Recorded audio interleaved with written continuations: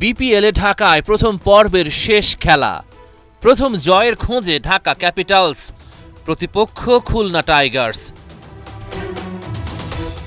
Toss জিতে ফিল্ডিংয়ে ঢাকা। নাইম শেখের ব্যাটে উড়ন্ত সূচনা করে খুলনা। 17 বলে 30 রান নাইমের ব্যাটে।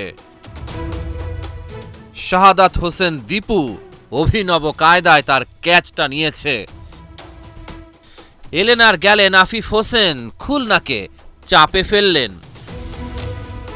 পরের ওভারে ইব্রাহিম জাদরান কাটা দলীয় 57 রানে তৃতীয় উইকেট হারায় খুলনা।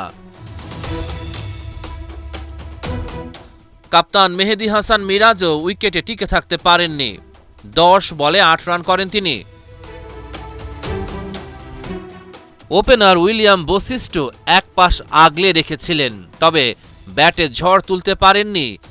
28 বলে মাত্র 26 রান করেন তিনি। ইনিংসের শেষ ওভারে খেল দেখালেন আবু হায়দার রনি। শুভম রান জানেকে 3টা ছক্কা হাঁকান। 8 বলে অপরাজিত 21 রান রনির ব্যাটে। 8 উইকেটে 173 রান খুলনা টাইগার্সের বোর্ডে।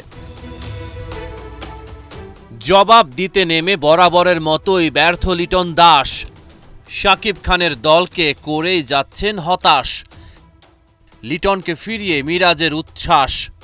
পরের বলেই মিরাজের শিকার এসকিনাজি। ব্যাট হাতে না পারলেও বল হাতে ঠিকই ছড়ালেন দুটি। তানজিদ তামিমকে আউট করেন আবু হায়দার রনি।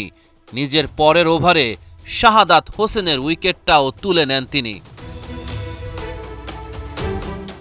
26 রানেই 4 উইকেট হারিয়ে বেকায়দায় ঢাকা, আপার হ্যান্ডে খুলনা। মেহেদী হাসান মিরাজ এদিন দুরন্ত। শুভম রান জানেকেও ফেরালো। নিজের প্রথম 3 ওভারে মাত্র 2 রান খরচ করেন। 3টা গুরুত্বপূর্ণ উইকেট শিকার করেন। মিরাজের bowling figure 4 over 1 maiden, 6 run 3 wicket. সবার ব্যর্থতার মাঝে একাই লড়েছেন থিসারা পেরেরা। একের পর এক হাঁকিয়েছেন 4 আর ছক্কা। 39 বলে পেয়েছেন অর্ধশতকের দেখা। 60 বলে সেঞ্চুরি। কিন্তু এমন দুরন্ত ব্যাটিংয়ের পরও দলকে জেতাতে পারেননি। ঢাকা ক্যাপিটালস টানা 3 ম্যাচেই হারল।